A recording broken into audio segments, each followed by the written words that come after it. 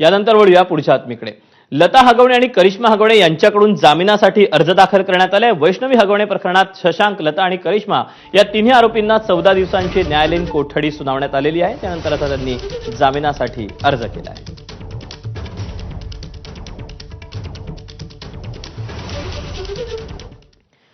वैष्णवीचा हुंडाबळी गेल्यानंतर आरोपीच्या पिंजऱ्यात असलेल्या सासरच्या हगवणे कुटुंबाकडून वैष्णवीच्या चारित्र्यावर बोट ठेवण्यात आलं। तसंच काही गंभीर आरोपही करण्यात आले। त्यांच्या या आरोपांना कसपटे कुटुंबातले पत्रकार परिषद घेऊन सविस्तर उत्तर दिलं।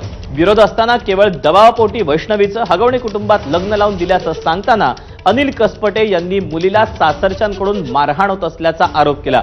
तसंच काल कोर्टात हगवणेच्या वकिलांनी 5 कोटीच्या गाड्या असल्याचा दावाही त्यांनी खोडून काढत हगवणेंकडे हुंड्यात दिलेली एकमेव फॉर्च्युनर कार असल्याचं म्हटलं। शिवाय वैष्णवी हुंडाबळी प्रकरणात निलेश चव्हाणही सहभागी असल्याचा गंभीर आरोप त्यांनी केला।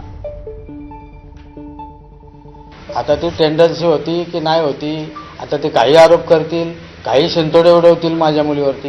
पण वकील साहेबांना मला कालच्या ह्याच्यावरून एकच सांगायचे की साहेब तुम्ही सुज्ञ आहात, तुम्हाला पण मुलं बाळा असतील, एखाद्याच्या असहाय्य मुलीवरती, ती तर माझी मुलगी गेलीच आहे, माझी मुलगी तर गेलीच आहे, पण तिचा एवढं मेल्यानंतर तिच्यावरती असे वाईट वाईट शिंतोडे उडवू नका।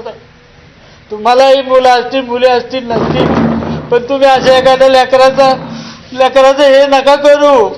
मला एवढंच सांगायचं या तुमच्या प्रसार माध्यमातून। आता हे बघा, हे न्यायप्रविष्ट आहे, सगळं बोलणं उचित राहणार नाही, कारण ह्याचा परिणाम दुसरा होऊ शकतो। त्यामुळे मला त्याच्याशी जास्त भाष्य करायचं नाही। जास्त न बोलता एवढंच सांगेल की तिला 6 ते 7 दिवस आमच्या माहितीने सलग मारहाण, आपल्या माहितीने रिपोर्टच येत तसे 5-6 दिवस तिला मारहाण करण्यात आली। त्यावेळेला इकडे आली होती तर आधार केलं, त्यावेळेला ती तशी आईपाशी बोललेली आहे की मला मारहाण होतीये, मला छळ होतोय, पण तरी दुसऱ्या दिवशी त्याचा काही ह्याच्यावरून 7 वाजता तिला फोन आला, तिला जावं लागलं।